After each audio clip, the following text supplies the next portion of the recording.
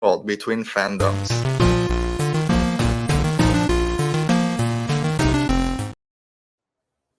All right. I love that like kind of retro NES theme you got going on there. Yeah, I had to find something so they wouldn't hit me with that copyright. So I got the 8-bit one.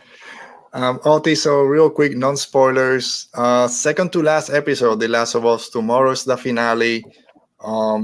Love this episode. I always start by asking you, as a fan of the game, someone has played the game multiple times, how close is it?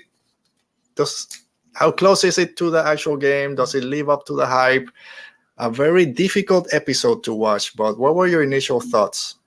So as you mentioned, I'm a huge fan of the game, and as a huge fan of the game, I just want to say that I watched Scream 6 on Thursday, and it was awesome. That said, it was pretty close. I think it's the closest it's been to the game. The changes I think they made, I think, were very practical. Some of the things that Joel does in the game, he wouldn't make much sense if he did them here. Sure. But they captured the essence of what this part was. And some of those memorable moments, the whole show me where we are and it better be the same thing. I mentioned that was going to come back, and it was awesome. We get to see both Ellie and Joel's, dark side. Like I mentioned it last week. Like, remember that rage when she's bitten? Like, and as you mentioned, it was a hard watch. I usually hate I don't hate that they portray it, but it's very like sensitive to me when they portray rape or references to rape. So when I knew that was coming, and I was like, I don't know. And but knowing what was gonna happen, I was like, okay, let's just wait a little bit. And it was done in a very subtle way that some people might not caught it at the first glance. I love when you talked about Ellie's rage. I'm so glad this didn't happen in the first or second or even the third episode, because we will be, how can this 14-year-old girl do all this stuff that she just did and defend herself against these people? Well, by this time in the season, it's like, of course she's going to be able to do this. I want some of that magic penicillin that you just get 2 and you're ready to go. In the game, he gets 1 and wakes up like 5 minutes later. I need some magic medicine. But I also love seeing Joel go berserk, I guess, at that point. Just, I gotta go save my little girl, my baby girl. But once some of the other things that happen on the episode, when you realize what they're doing in that village, it's like, oh man, venison. Not really. They did a good job fleshing that out, because in the game, you just meet them as a crazy cannibals. And also they have like this huge army, which I mentioned was not really practical for what was going on. And Joel has to fight this huge army, and like, again, with just 1 shot of penicillin. So again, the changes made sense. But I loved how they portrayed David. Great villain. Great villain. So because you don't know. Those first 20 minutes, you're like, where is he gonna fall? Is he telling the truth? Can he really? He has this community, everyone's behind him. But at the same time, it's too religious for me. The way he was talking, people were worshiping him. It's like, I don't know. He's also kind of a grifter, because he doesn't really believe it. He's just like using it. He says it. It was a phenomenal.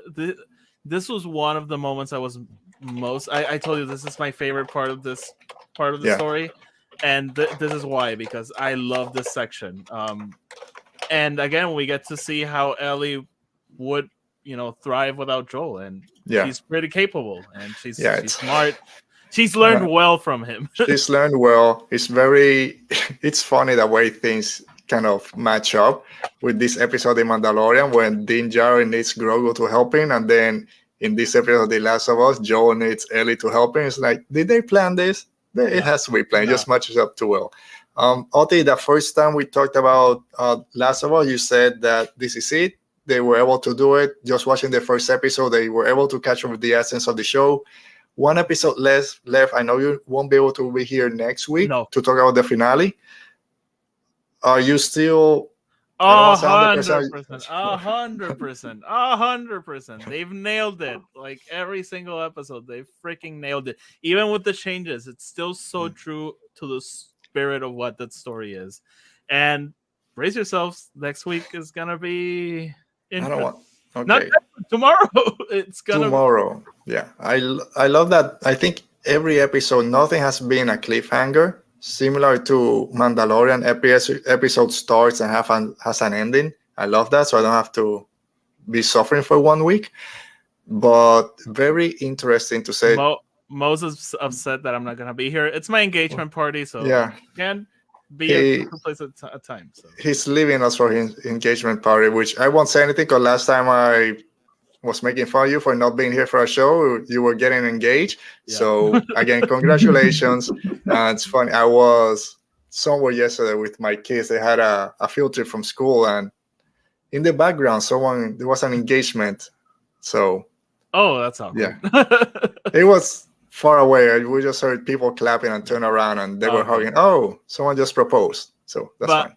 Again, the finale, I'm very excited for it. I've seen people complain about the length. I think it's a perfect length. I don't think it needs to be a 2-hour finale at all.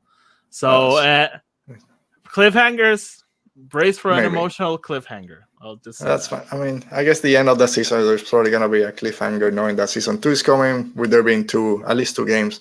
As someone has never played the game and didn't know anything about the story, I don't feel like I'm missing anything by not playing the game. So I'm very happy with this show so far.